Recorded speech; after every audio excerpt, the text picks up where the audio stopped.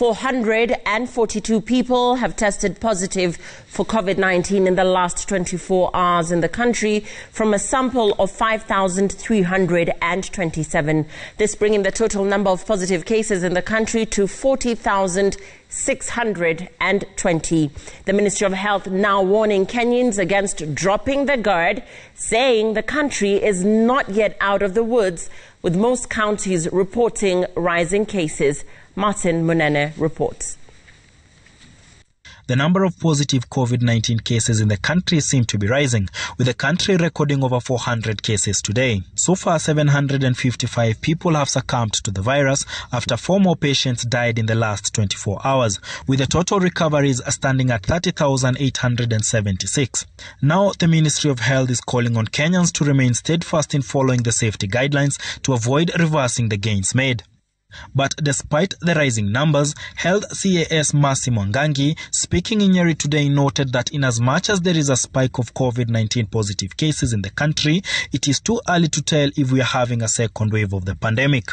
Yes, there may be spikes here and there, but that does not mean we're in a second surge, just because a second surge is determined by a numerous number of factors. And there are factors which we would have to review, not over a period of 3 days, perhaps a period of 2 weeks to 1 month, to actually be able to determine if we have a surge. She, however, said that the Ministry of Health is monitoring the situation and is ready to take action to mitigate a possible surge. The ministry is online, looking at surveillance, trying to see and ready to actually notice should there be any spike. We'll be able to come and inform you and to also lay out any other measures that might be required. Mwangangi was in Nyeri for the launch of this oxygen plant at the Othaya Level 6 hospital, which will enable over 300 patients access the critical supply of air in any of their hospital beds. At the height of the pandemic in the country, oxygen supply to patients was a major challenge across the country, and in some counties, there were no ventilators that could be used to save patients' lives. Mwangangi hailing this development as monumental. Oxygen is one of the crucial medicines and commodities that you need in the fight against COVID, but also in the fight against many other ailments that really, burden our population. The oxygen from a tank holding 4,500 liters has been piped across the hospital that has 7 ICU beds, 6 beds at the renal unit and 6 at the newborn unit. The oxygen that we are getting here is going all the way to the newborn ICU units in this hospital.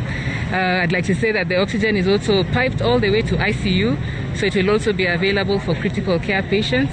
And this oxygen will also be available for mothers who are in the maternity ward and are giving birth, therefore reducing incidences of death due to lack of oxygen. This oxygen tank only will reduce mortality rate for newborn